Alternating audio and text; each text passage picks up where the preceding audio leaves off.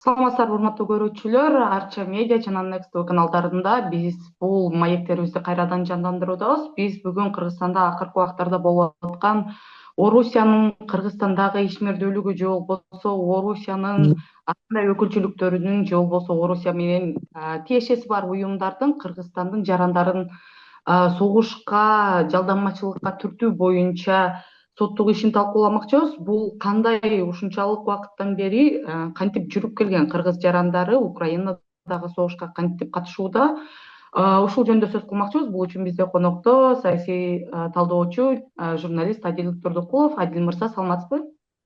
Саламатсызбы, Перизат? Алгач эле суроо ушул Ош шаарында болуп өткөн жанагы Россотрудничествонун жана Ош шаарынын мэриясынын басма сөз кызматынын кызматкеринин кармалуусу боюнча сиздин пикириңиз бул кантип ушул убакыттан бери сиздин оюңузча бул кандай схема менен жүрүп келгенде, эмне үчүн ушту, эмне үчүн так ошол жерде иштеп атышкан, кантип иштеп атышкан, булардын максаты чын эле Кыргызстандагы жарандарды согушка тартуубу? Чынында Орусияда адам ресурстары жетишсиз, демографиялык кризиске дуушар, ошондуктан мигранттарга да муктаж. Биринчиден, экинчиден ошол азайып бараткан өлкөлөрдүн бири да. Бир жагынан Борбор Азия мамлекеттеринде мындай демографиялык абдан өсүш байкалса, Орусияда, Европада абдан мындай демографиялык кризиске дуушар болуп жатканын көрүп жатабыз. Бул эмгек кризисине да алып келди. Андан тышкары ошол Украинадагы согушта дагы элдин жетишсиздигинен көбү ошол майып болуп, мерт болуп кеткендиктен мобилизацияга барууга дуушар болгон да, дүйнөдөгү экинчи армия.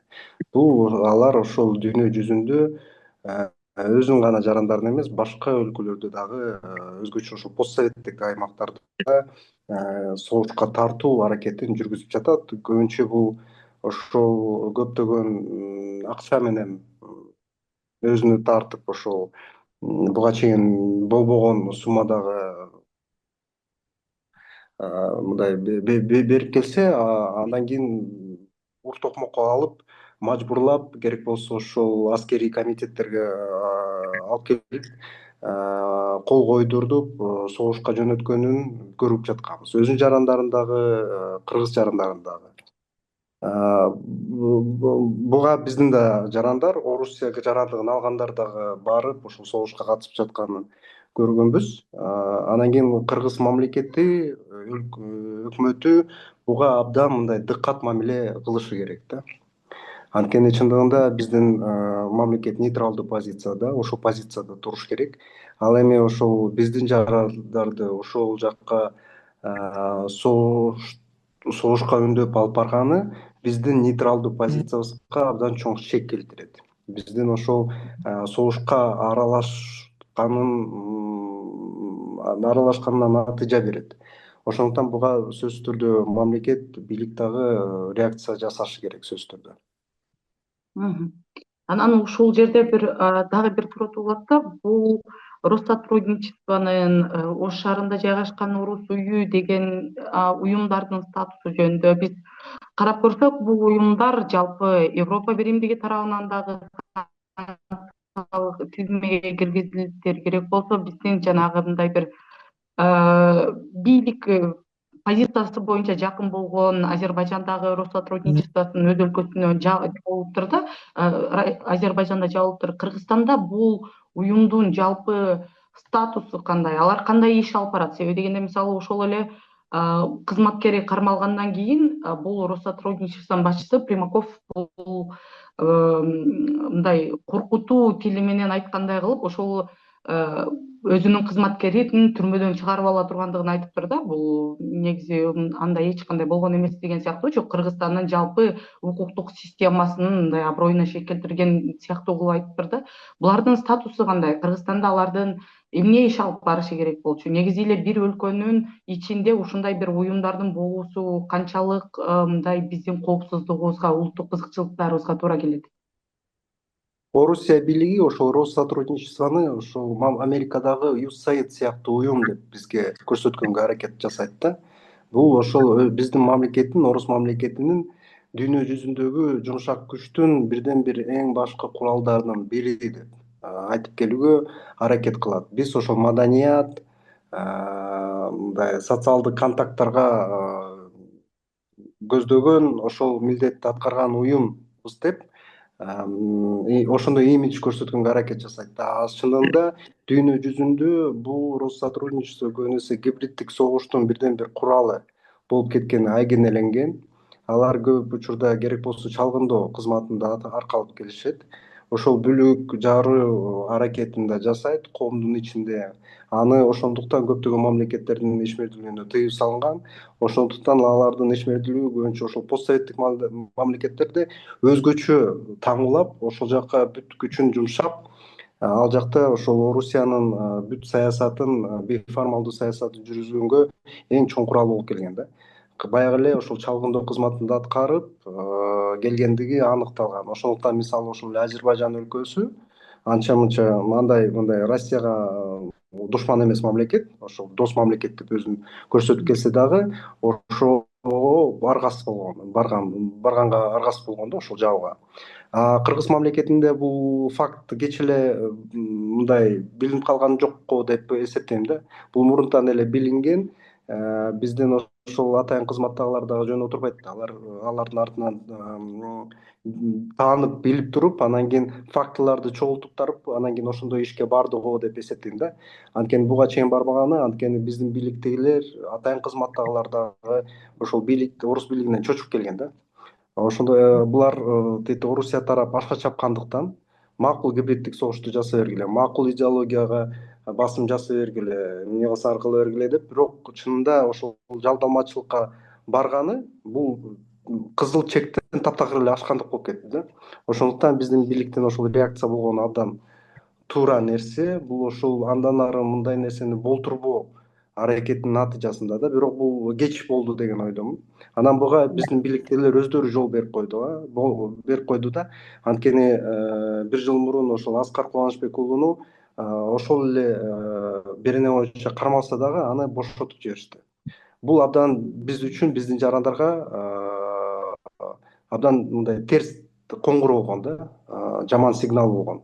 Анткени ошол сигнал аркылуу бул кылмышка бара берсеңер болот, Орусия силерди сактап калат деген сигнал болгон да. Ошондуктан бул фактылар аныкталды. Ошондуктан мен дагы бир жолу кайталап кетейин. Эң негизгиси биздин бийликтегилер ошол реакция гана жасай бербей, профилактика, алдын алуу иштерине көбүрөөк басым жасалса дейм. Бул өзү президент башташ керек. Бул идеологиянын башында өзү турушу керек.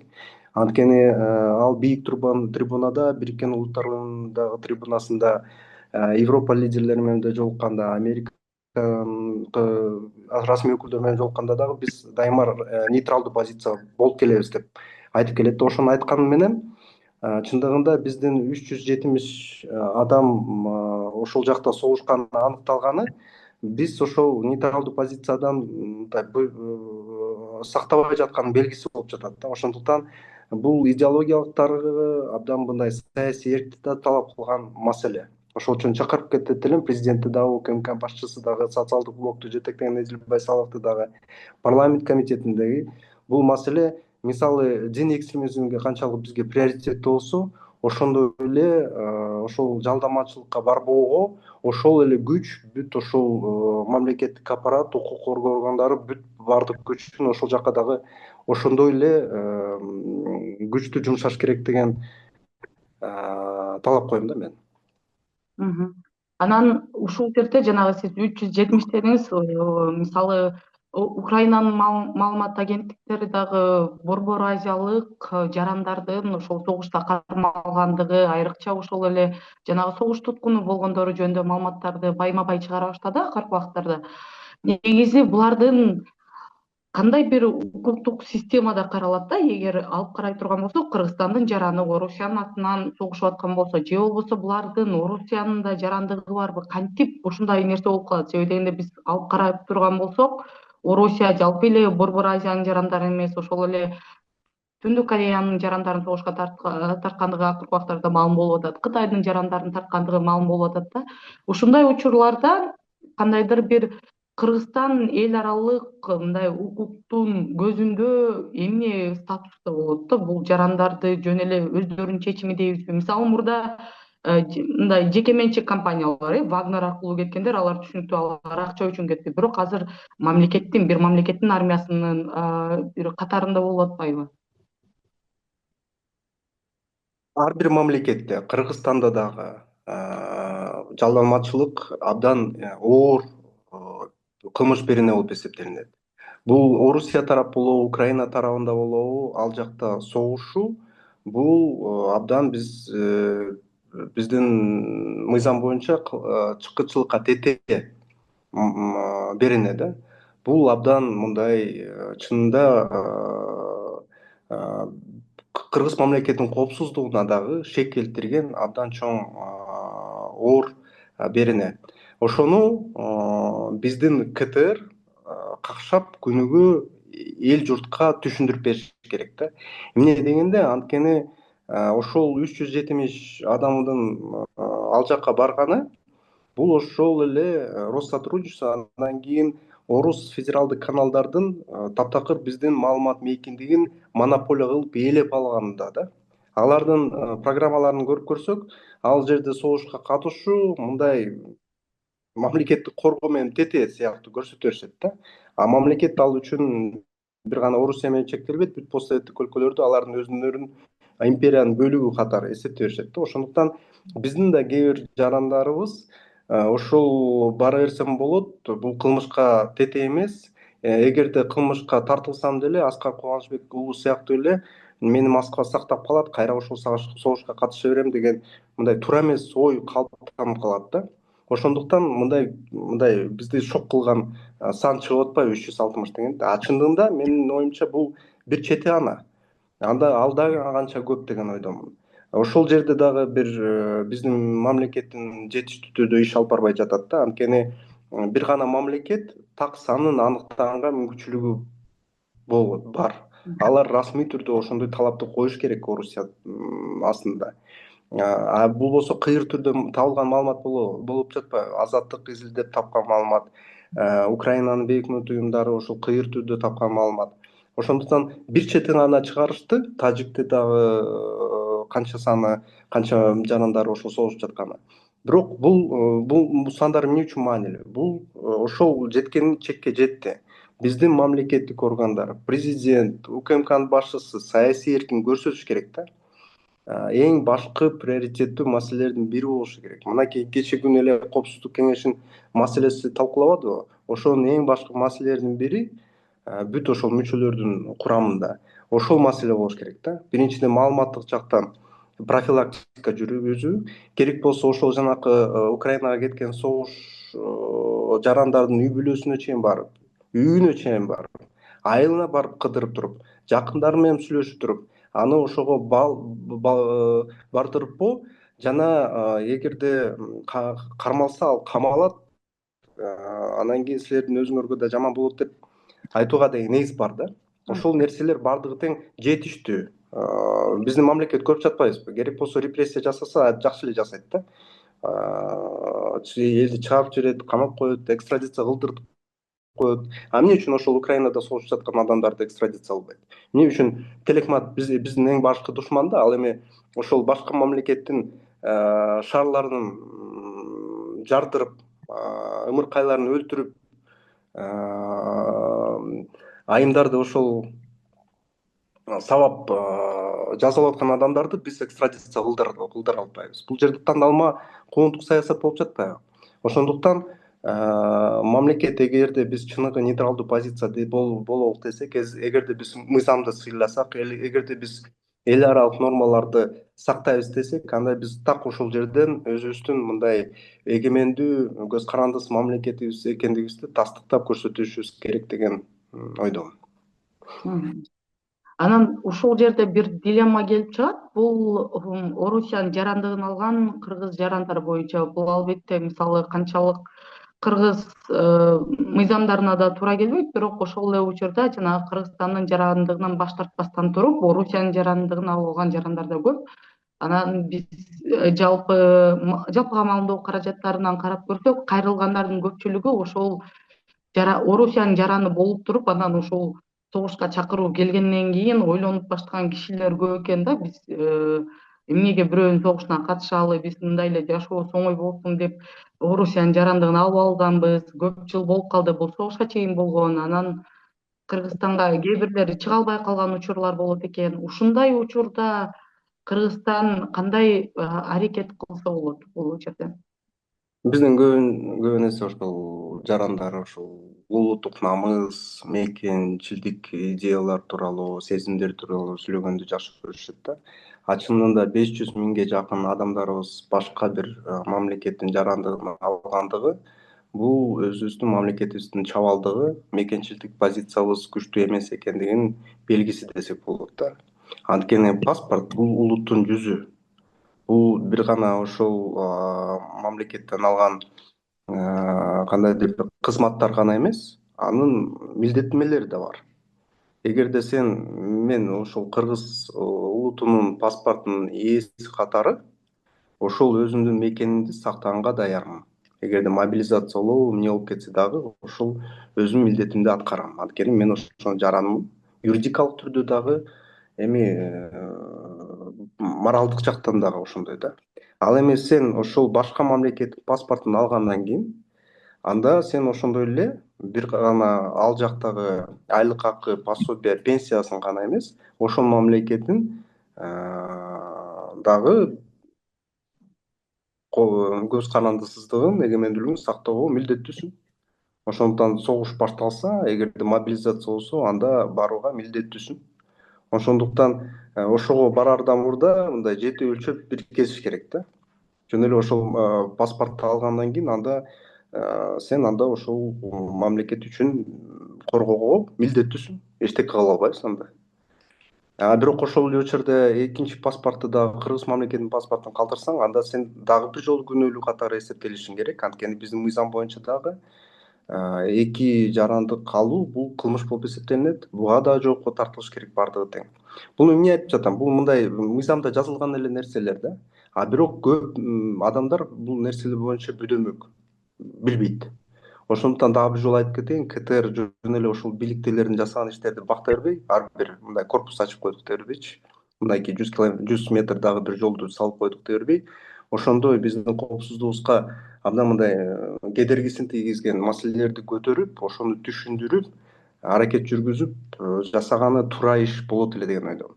Анан дагы бир башка маселени да козгойт элем да. Ошол биздин мигранттарды канчалык мындай мазактабады Орусия тарапы. Буга чейин эч кандай мындай реакция жасалбаган. Керек болсо, эсиңизде болсо керек, биздин дипломатиялык кызматкерди уруп сабаган да, үйүнө чейин кирип барыпчы. Эми башка бир өзүн урматтаган мамлекет сөзсүз түрдө нотаны жибериш керек эле. Керек болсо, биздин ошол Бишкектеги орус элчилигинин бир дипломатын дагы экстрадиция кылып кууп жибериш керек эле да. Зеркальный мера деп коет ошонучу. Күзгү мера деп коет. Ошону жасаш керек. Бирок биздин мамлекеттин чабалдыгынан аны жасаган жок. Бирок азыркы учурда ошол чектен жеткендигинин белгиси да. Анан бара биздин дагы ошол укук коргоо органдарынын, коопсуздук кызматтагылар дагы намыс сезими пайда болду деген да ой келет да. Ошол Банядагы болгон рейдтен кийин биз канчалык ноталарды жибербейлик, парламентте дагы бул маселе көтөрүлбөсүн.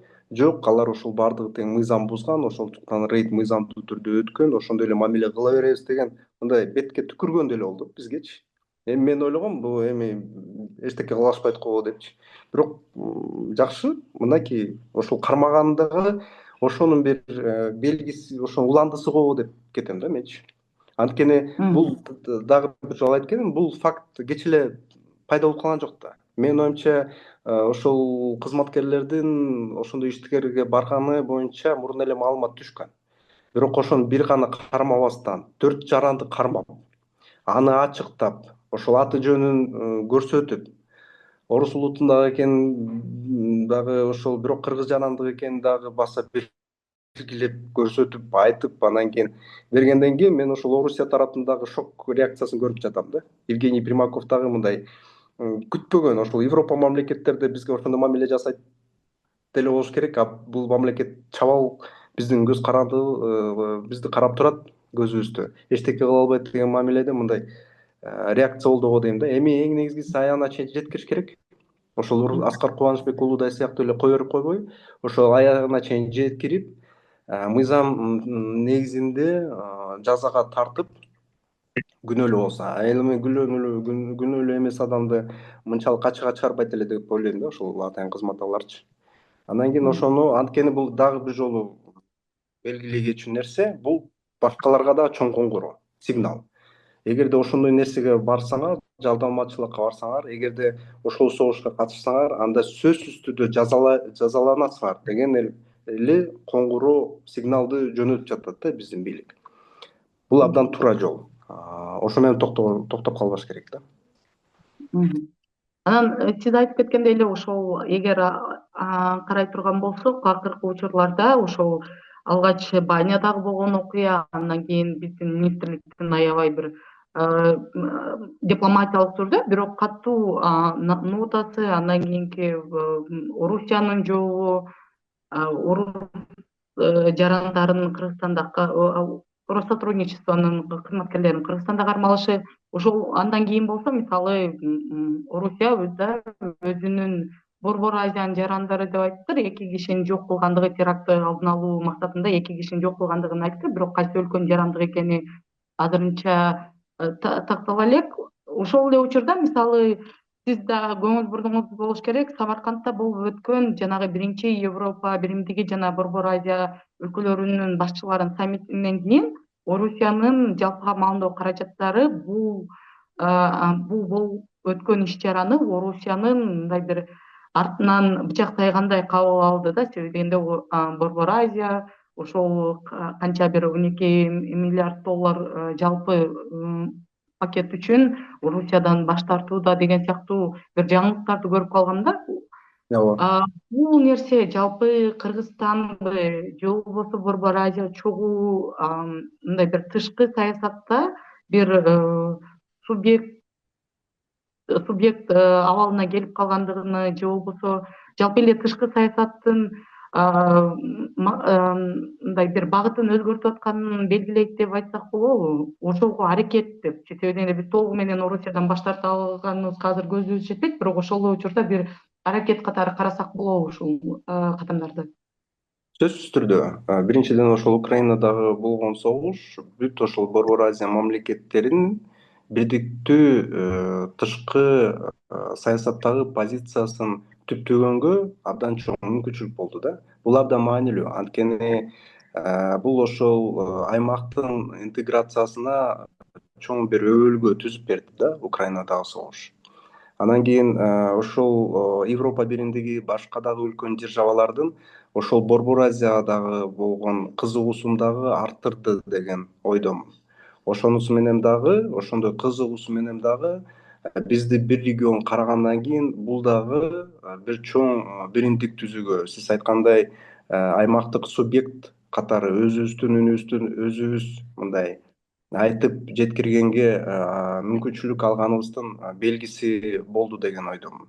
Бул биринчиден. Экинчиден, биз андан тышкары мындай чек ара маселеси чечилгенди дагы, бул дагы ошол аймактагы интеграциясына жана бир конфликттин мындай азайышына чоң бир мүмкүнчүлүк болду деген ойдомун.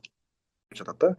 Бирок ошол Европа, Америка мамлекеттери дагы алар көптөгөн мындай жазалоо санкцияларды бизге карата киргизген жок. Тескерисинче башка бир экономикалык, инвестициялык мүмкүнчүлүктөрдү ачуу аракеттерин жасап жатат да. Ошол эле Евро биримдик өткөргөн форум Самаркандда биринчи жолу өткөрүп жатат. Евро биримдик бүткүл Борбор Азия мамлекеттери менен кошо бир конференция, форумду. Бул дагы ошолка бир багыттардагы, дүйнөдөгү багыттарда мүмкүнчүлүктөрдү ачуу аракети да. Анын ичинде ошол эле миграциядагы маселеси бар. Анткени менин маалыматым боюнча ошол Орусияда иштегендердин көбү ошол Европага кетүүгө мажбур болуптур да. Анан бул миграцияны да диверсификация болуп башка мамлекеттерге да жөнөтүп жатканы бул жакшы нерсе. Көбү ошол Кыргызстанга, Тажикстанга кайтып келген дагы бул дагы абдан жакшы нерсе. Анткени алардын келиши менен ошол бийликке карата социалдык басым да күчөйт да. Анткени биздин бийликтегилер ошол жакта жүрө берсин, акчаларды жөнөтө берсин, биз болсо ага ошол өзүбүздүн мамлекетибизди өнүктүрө беребиз, инфраструктуралык проекттерди түзө беребиз деген туура эмес ой калыптанып калган да. А бирок чет жакта мамлекетте ошол иштеп жатканы биздин мамлекет андан утпайт. Мындай чоң көз караш менен карагандачы. Алар ошол Кыргызстанга, Тажикстанга кайтып келет. Ошонусу менен дагы биздин мамлекеттер өнүгөт жана биримдиги дагы күчөйт деген ойдомун. Ошол кыскача айтканда. Мгм.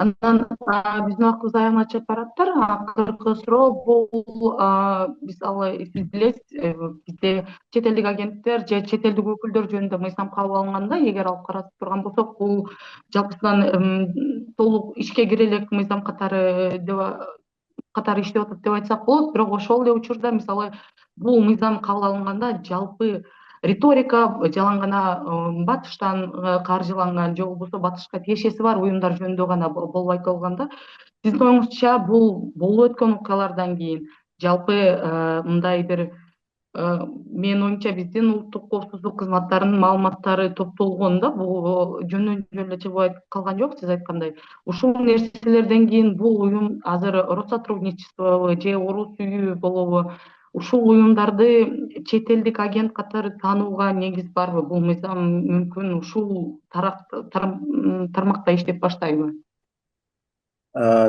Сиз Батыш институттары менен иштеп жүрбөйбүзбү? Алар эң башкы талап ачыктык да.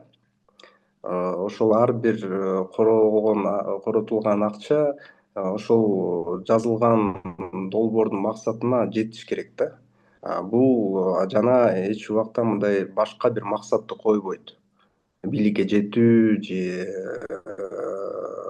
кандайдыр бир туура эмес иштерди жасоо же ошол эле мамлекеттердин биздин мамлекетте кандайдыр бир саясатын таңылоо. Биз өзүбүздүн максаттарыбызды көздөйбүз да, алардын жардамы менен.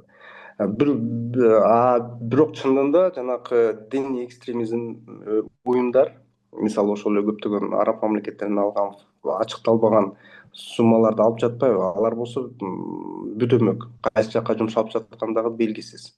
Орусиянын бул жакта дагы жанакы Россотрудничество сыяктуу уюмдар дагы жабык. Өздөрү көптөгөн коррупцияга өздөрү аралашкан. Алар ошол койгон максаттары бир, чын эле жасап жаткан иштери таптакыр башка да. Көрүп жатпайсызбы, ошол жалмамачылыкка чейин барып жатпайбы? Эгерде ошондой факт катталса, мисалы ошол кандайдыр бир батыш уюм, аны жокко чыгарыш үчүн таптакыр эле ошол мыйзамсыз кылып, бүт ошол иштеген кызматкерлердин баарын камап, мамлекеттен чыгарып жибермек да, керек болсо. А Россотрудничество дагы деле иштеп жүрбөйбү? Бул дагы ошондой.